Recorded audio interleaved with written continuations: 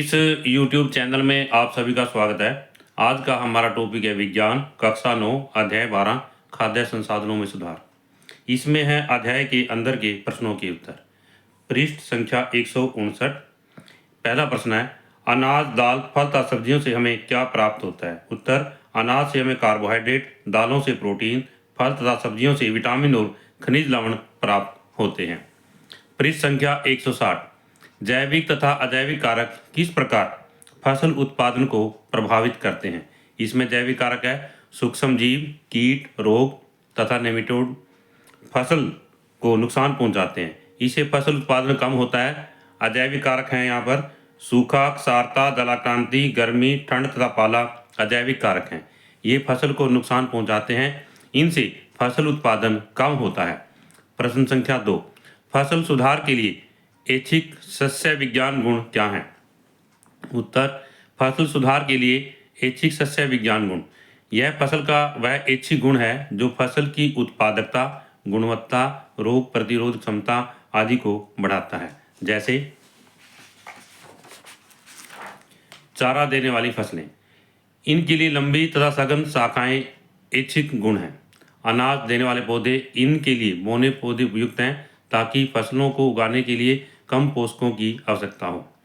इस प्रकार सस्य विज्ञान वाली किस्में अधिक उत्पादन प्राप्त करने में सहायक होती हैं। इससे आगे पृष्ठ संख्या 161। प्रश्न 1, बृहद पोषक क्या है और इन्हें बृहद पोषक क्यों कहते हैं? इसमें है बृहद पोषक क्या हैं।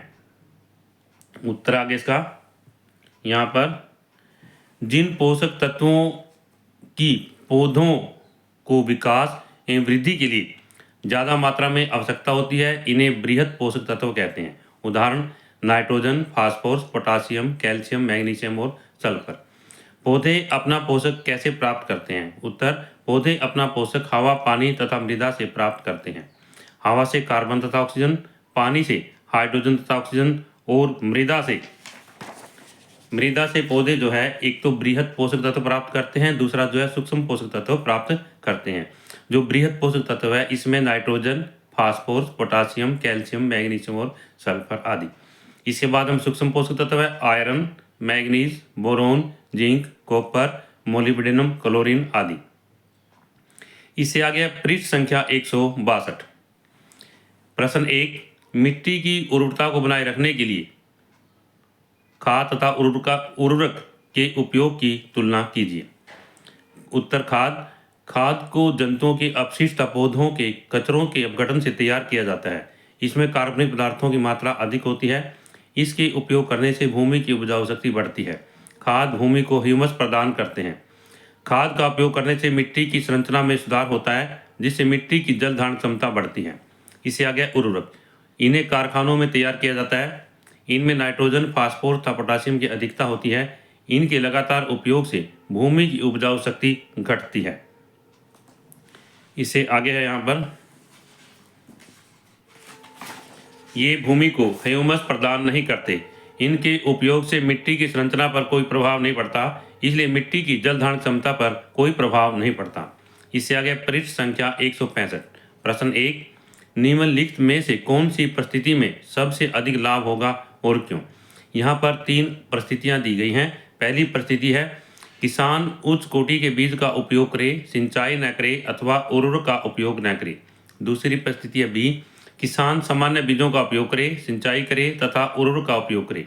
सी, किसान अच्छी किस्म के बीज का प्रयोग करे, सिंचाई करे, उर्वरक का उपयोग करे तथा फसल सुरक्षा की विधियाँ अपनाए। इसमें उत्तर है परिस्थिति सी में सबसे अधिक लाभ होगा, क्योंकि इसमें दिखाया गया है अच्छी किस्म के बीज का प्रयोग करने से, सिंचाई करने से, उर्वरक का उपयोग करने से तथा फसल सुरक्षा की विधियां अपनाने से फसल उत्पादन अधिक होगा। इसलिए जो परिस्थिति सी है वो सबसे अधिक लाभदायक है।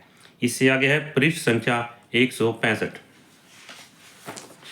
पहला प्रश्न है यहाँ पर, इसमें फसल की सुरक्षा के लिए निरोधक विधियों तथा जैव नियंत्रण क्यों अच्छा समझा जाता है? उत्तर, इन विधियों में भंडारण से पहले उत्पाद की सफाई की जाती है। इससे पहले सूर्य के प्रकाश में और फिर छाया में सुखाया जाता है।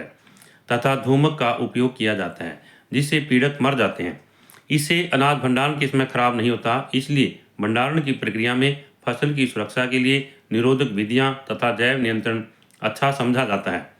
इससे आगे प्रश्न 2, भंडारण की प्रक्रिया में कौन से कारक अनाज की हानि के लिए उत्तरदायी हैं? इसमें उत्तर है भंडारण की प्रक्रिया में जैविक तथा अजैविक कारक अनाज की हानि के लिए उत्तरदायी हैं। इससे पहले जैविक कारक कीट, कृंतक, कवक, चींचड़ी तथा जीवाणु, और अजैविक कारक में है भंडारण के स्थान पर उपयुक्त नमी तथा ताप का अभाव। पृष्ठ संख्या 166। प्रश्न 1, पशुओं की नस्ल सुधार के लिए प्राय कौन सी विधि का उपयोग किया जाता है और क्यों? इसमें आगे है, इसमें उत्तर है संकरण विधि का। क्या शब्द है अभी? संकरण विधि का। पशुओं की नस्ल सुधार के लिए देसी और विदेशी नस्लों का संकरण कराया जाता है। लंबे समय तक दुग्ध स्त्रवण काल के लिए विदेशी नस्लों जैसे जर्सी, ब्राउन, स्विस का चुनाव किया जाता है तथा अधिक रोग प्रतिरोधक क्षमता के लिए देसी नस्लों जैसे रेड सिंधी, साहिवाल का चुनाव किया जाता है। इनके संकरण से ऐच्छिक गुणों जैसे रोग प्रतिरोधक क्षमता व लंबा दूध श्रवण काल वाली संतति जो है प्राप्त होती है। इससे आगे पृष्ठ संख्या 167। प्रश्न 1, निम्नलिखित कथन की विवेचना कीजिए। इसमें है यहाँ पर, यह रुचिकर है कि भारत में कुक्कुट अल्प रेशे के खाद्य पदार्थों को उच्च पोषकता वाले पशु प्रोटीन आहार में परिवर्तित करने के लिए सबसे अधिक सक्षम है। अल्प रेशे के खाद्य पदार्थ मनुष्यों के लिए उपयुक्त नहीं होते हैं। उत्तर, अल्प रेशों वाले खाद्य पदार्थ मनुष्य के लिए उपयुक्त नहीं होते। कुक्कुट इन अल्प रेशों वाले खाद्य पदार्थों को खाते हैं।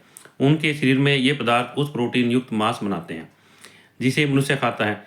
इस प्रकार कुक्कुट मनुष्य के लिए अनुपयुक्त अल्प रेशे वाले खाद्य पदार्थों को उच्च पोषकता वाले पशु प्रोटीन में बदल देते हैं। इस प्रकार भारत में कुक्कुट पालन एक लाभदायक व्यवसाय है। इससे आगे है पृष्ठ संख्या 168। प्रश्न 1, पशुपालन तथा कुक्कुट पालन के प्रबंधन प्रणाली में क्या समानता है? तो इसमें जो पशुपालन है और कुक्कुट पालन है की जो प्रबंधन प्रणाली है, पशुपालन तथा कुक्कुट पालन की प्रबंधन प्रणाली में क्या समानता है? यहाँ की का शब्द आ सकता है। इससे आगे है यहाँ पर उत्तर समानता है दोनों के लिए।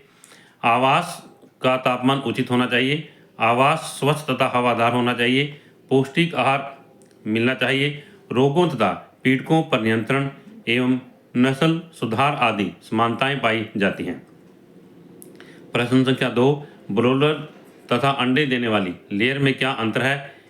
इनके प्रबंधन के अंतर को भी स्पष्ट करो। उत्तर, ब्रोलर को मांस के लिए पाला जाता है जबकि लेयर मुर्गियों को अंडे देने के लिए पाला जाता है। नंबर 2, ब्रोलर के आहार में प्रोटीन तथा वसा प्रचुर मात्रा में होते हैं जबकि लेयर के आहार में प्रोटीन ए तथा विटामिन के की मात्रा अधिक रखी जाती है। नंबर 3, ब्रोलर को आवास के लिए कम स्थान की आवश्यकता होती है जबकि लेयर मुर्गियों को अधिक स्थान की आवश्यकता होती है क्योंकि इन्हें लंबे समय तक रखा जाता है। इससे आगे है पृष्ठ संख्या 169। प्रश्न 1, मछलियां कैसे प्राप्त करते हैं? उत्तर, मछलियां प्राप्त करने की दो विधियां हैं। सबसे पहले एक है प्राकृतिक स्रोत, दूसरा है मछली संवर्धन। प्राकृतिक स्रोत में है समुद्री जल तथा ताज़ा जल प्राकृतिक स्रोत हैं, जैसे नदियों, नहरों तथा तालाबों से मछलियां प्राप्त की जाती हैं। मछली संवर्धन या मछली पालन, मछलियों का संवर्धन मछली जल तथा ताज़ा जल की परिस्थितियों पारिस्थितिक तंत्रों में किया जाता है। दोबारा से, मछलियों का संवर्धन समुद्री जल तथा ताज़े जल के पारिस्थितिक तंत्रों में किया जाता है। प्रश्न संख्या 2, मिश्रित मछली संवर्धन के क्या लाभ हैं? उत्तर, एक ही तालाब में 5 अथवा 6 मछलियों की स्पीशीज का संवर्धन मिश्रित मछली संवर्धन कहलाता है। लाभ, मछलियों के आहार भिन्न भिन्न होने के कारण उनमें आहार के लिए प्रतिस्पर्धा नहीं होती। जैसे कटला मछली जल की सतह से, रोहू मछली तालाब के मध्य क्षेत्र से मृगल तथा कॉमन कार्प तालाब की तली से अपना भोजन लेती हैं। इसे भोजन के प्रत्येक भाग में उपलब्ध आहार का प्रयोग हो जाता है। दूसरा पॉइंट है इसमें, ग्रास कॉपर खरपतवार खाती है। नंबर 3, इससे तालाब में मछली के उत्पादन में वृद्धि होती है। ये इसके क्या थे, लाभ थे। इससे अगला है पृष्ठ संख्या 170, प्रश्न 1, मधु उत्पादन के लिए प्रयुक्त मधुमक्खी में कौन से अच्छे गुण होने चाहिए? उत्तर, मधुमक्खी में मधु एकत्र करने की क्षमता बहुत अधिक होनी चाहिए। या मधुमक्खी में मधु एकत्र करने की क्षमता बहुत अधिक होना, डंक कम मारना, निर्धारित छत्ते में काफ़ी समय तक रहना, प्रजनन तीव्रता से करना आदि अच्छी गुण होने चाहिए। इससे अगला दूसरा प्रश्न है, चरागाह क्या है और ये मधु उत्पादन से कैसे संबंधित है? उत्तर, ये ऐसे क्षेत्र, ये प्राकृतिक भी हो सकते हैं और कृत्रिम भी हो सकते हैं। ये ऐसे क्षेत्र हैं जहाँ से मधुमक्खियाँ फूलों से मकरंद और पराग इकट्ठा करती हैं। चरागाह का मधु उत्पादन से संबंध, चरागाह में उपलब्ध फूलों की किस्मों पर मधु का स्वाद, गुणवत्ता और मात्रा निर्भर करती है। इस तरह से इस अध्याय के अंदर के सभी प्रश्नों के उत्तर पूरे हुए। मैं आशा करता हूँ कि यह वीडियो आपको इन प्रश्नों के उत्तर तैयार करने में, परीक्षा के लिए याद करने में सहायक होगी। यदि यह वीडियो आपको अच्छी लगे तो आप इस वीडियो को लाइक करें, शेयर करें और यदि आप इस चैनल पर नए हैं तो आप इस चैनल को सब्सक्राइब करें ताकि इससे अगला लेक्चर आपको मिलता रहे।